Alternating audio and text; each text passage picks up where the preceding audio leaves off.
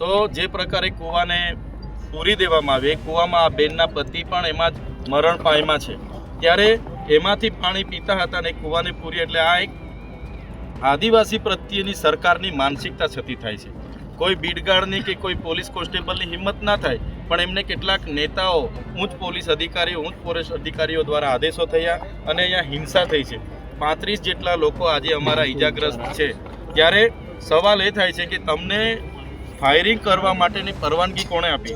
તમને tear gas છોડવા માટેની પરવાનગી કોણે આપી? લાઠીચાર્જ કરવાની પરવાનગી કોણે? જેણે પણ પરવાનગી આપી છે એમના પર પણ કાર્યવાહી થાય એવી અમારી માગણી છે.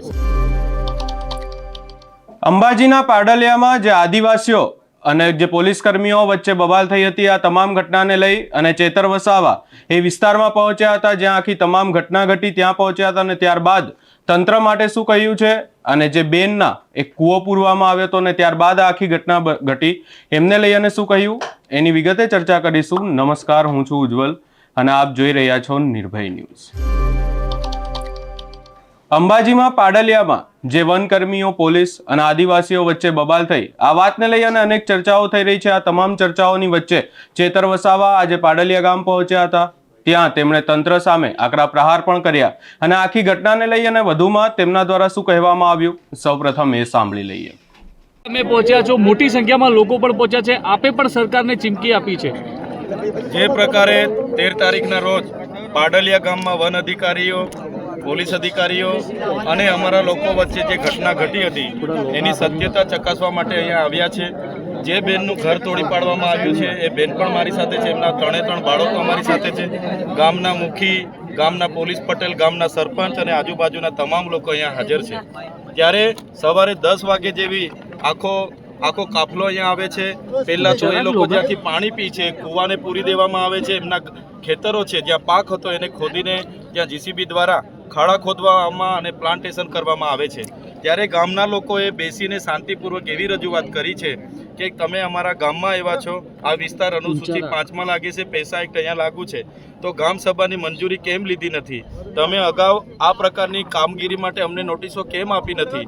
ત્યારે કેટલાક પોલીસ અધિકારીઓ, ઉચ્ચ અધિકારીઓની સૂચનાથી એવા 8 થી 10 લોકોને પકડીને જીપોમાં બળજબરીપૂર્વક લઈ જાય છે.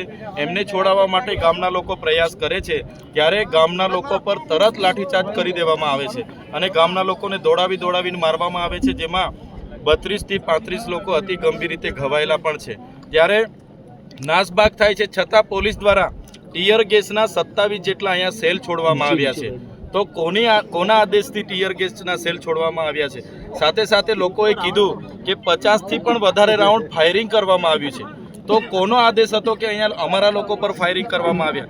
આટલું બધું થયું પછી સ્વ બચાવ માટે આદિવાસી લોકોએ ત્યાં પથ્થરમારો થયો છે સામસામે, અને ઘણા લોકો જે પણ ઈજા થયેલા છે, કર્મચારી હોય, આદિવાસી લોકો, બધા સાથે અમારી સંવેદના છે. પણ આની પાછળ કોઈ નાના લોકો નથી. આની પાછળ સરકારના મંત્રી તંત્રીઓ અને ઉચ્ચ પોલીસ અધિકારીઓની મહત્વની ભૂમિકાઓ છે. અહીંના લોકોને કોઈ મળવા કે પૂછવા નથી આવ્યું. મંત્રીઓ, કલેક્ટરો અને બધા લોકો દવાખાનામાં જે લોકો છે એ કર્મચારીઓને મળીને અહીંના લોકો પર કાર્યવાહી કરવાની વાત કરે છે. ત્યારે અમારી સ્પષ્ટ અને સરળ ભાષામાં વાત એ લોકોને કરીએ છીએ. એક તરફી તમે FIR કરી છે, 27 લોકોના નામ છે અને 500 લોકોનું ટોળું તમે બતાવ્યું છે. ત્યારે બંને પક્ષે FIR થાય. જો તમારે FIR જ કરવાની છે તો જે ઉચ્ચ અધિકારીઓની સૂચનાથી હિંસા થયેલી છે એવા ફોરેસ્ટના અને પોલીસ અધિકારીઓ પર પણ કાર્યવાહી થાય એવી અમારી માંગણી છે.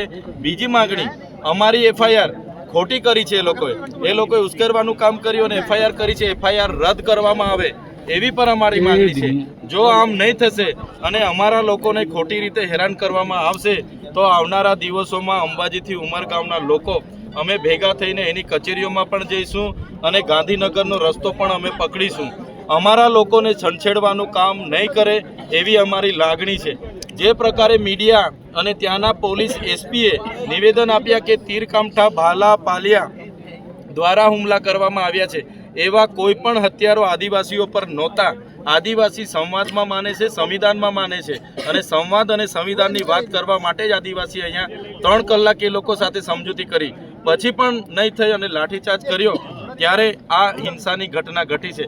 તમે જુઓ આ બેન પર એ લોકો શું માગી ખાય છે. આ એમના નાના નાના છોકરાઓ છે, એમનું ઘર તોડી પાડ્યું છે. એ ઘર આજનું નહોતું, વર્ષોથી એ લોકો રહે છે. એમની પેઢી દર પેઢીથી આ ગામમાં રહે છે અને આ જમીન એમની છે. એમણે 2006ના વન અધિકાર અધિનિયમ અંતર્ગત દાવા પણ કર્યા છે. તો સરકારે એ દાવા મંજૂર કરીને આપી દેવા જોઈએ, સનતો આપી દેવી જોઈએ. સરકાર કેમ નથી આપતી? એટલે ઉદ્યોગપતિઓના ઈશારે કામ કરનારી આ ભાજપની સરકાર, એમના વન મંત્રીના ઈશારે, એસપીના ઈશારે અહીંયા હિંસા થયેલી છે. અને જે પણ અમારા આદિવાસી સાથે અત્યાચાર થયો છે, જો એમને ન્યાય નહીં મળશે તો આવનારા દિવસોમાં અમે માનવ અધિકાર આયોગમાં, અનુસૂચિત જનજાતિના આયોગમાં અને યુનોની કોર્ટમાં પણ જવાની ફરજ પડશે. તો એમના ન્યાય માટે અમે જઈશું. આજે અમારી લીગલી ટીમ પણ છે. અમને જ્યાં પણ એવું લાગશે ત્યાં અમે આવનારા દિવસોમાં આગળ વધવાના છે. તો જે પ્રકારે કૂવાને પૂરી દેવામાં આવે, કૂવામાં આ બેનના પતિ પણ એમાં જ મરણ પામ્યા છે. ત્યારે એમાંથી પાણી પીતા હતા અને કૂવાને પૂરી, એટલે આ એક આદિવાસી પ્રત્યેની સરકારની માનસિકતા છતી થાય છે. કોઈ બીડગાર્ડની કે કોઈ પોલીસ કોન્સ્ટેબલની હિંમત ના થાય, પણ એમને કેટલાક નેતાઓ, ઉચ્ચ પોલીસ અધિકારીઓ, ઉચ્ચ પોલીસ અધિકારીઓ દ્વારા આદેશો થયા અને અહીંયા હિંસા થઈ છે. 35 જેટલા લોકો આજે અમારા ઈજાગ્રસ્ત છે. ત્યારે સવાલ એ થાય છે કે તમને ફાયરિંગ કરવા માટેની પરવાનગી કોણે આપી? તમને ટીયર ગેસ છોડવા માટેની પરવાનગી કોણે આપી? લાઠીચાર્જ કરવાની પરવાનગી કોણે? જેણે પણ પરવાનગી આપી છે એમના પર પણ કાર્યવાહી થાય એવી અમારી માગણી છે. સાહેબ, આવનાર સમયમાં શું આયોજન રહેશે? આવનાર સમયમાં અમે આજે બધા આગેવાનો મળ્યા છે. આવનારા દિવસોમાં જે પણ કાર્યક્રમો ઘડાશે એમાં આખા ગુજરાતના લોકોને અમે બધાનો સહકાર રહેશે. આજે મારી તબિયત નરમ હતી છતાં મારી બહેનનો બધાનો આગ્રહ હતો તો અમે મુલાકાતે આવ્યા છે. આજે બેસીશું અને જેવું આયોજન થશે, અમારે સડકથી લઈને એને કચેરીઓ આયોજન કરવાનું થશે કે વિધાનસભામાં જઈને એના ઘેરાવા કરવા પડશે, તે પણ અમે કરીશું. પણ અમે સ્પષ્ટ કહેવા માંગીએ છીએ, અમે હવે વિકાસના નામે એક પણ ઇંચ જમીન આદિવાસી આપવા માંગતા નથી. અમે એક ઇંચ પણ જમીન વિકાસ માટે આપવા સહમત નથી. અમારો જળ, જંગલ અને જમીન અમે સાચવેલી છે. તમારું જંગલ ખાતું તો હમણાં આવેલું છે. ત્યારે અમને જંગલથી બેદખલ કરવાની વાત જે પણ કરશે એની સામે અમે આવનારા દિવસોમાં લડીશું. ઓકે. અહીંયા ચેતર વસાવા દ્વારા સ્પષ્ટ એવું કહેવામાં આવ્યું છે કે આખી ઘટના કોઈક એક મોટા નેતાના ઇશારે કરવામાં આવી, જાણી જોઈ, અને ક્યાંક ને ક્યાંક પોલીસ પહેલાથી જ તૈયારી કરી અને ગઈ હતી કે આ લોકોને હેરાન કરવાના છે. આ તમામ બાબતને લઈ અને ચેતર વસાવાએ તંત્ર સામે પડકાર પણ ફેંક્યો છે. કહી દીધું છે કે હવે આ વાતને લઈ અને આગામી સમયમાં કોઈ નિર્ણય લેવામાં આવે. જે પણ થયું આખી ઘટનામાં બંને તરફી ન્યાય મળે એવી વાત કરવામાં આવી છે. નહીં તો આગામી સમયમાં હજી આ વાતને લઈ અને ઉગ્ર આંદોલન પણ કરી શકે છે. સમગ્ર બાબતે આપનો શું અભિપ્રાય છે અમને કમેન્ટ કરી જરૂર જણાવશો. અમારી ચેનલ નિર્ભય ન્યૂઝને લાઇક, શેર, સબસ્ક્રાઇબ કરવાનું ભૂલશો નહીં.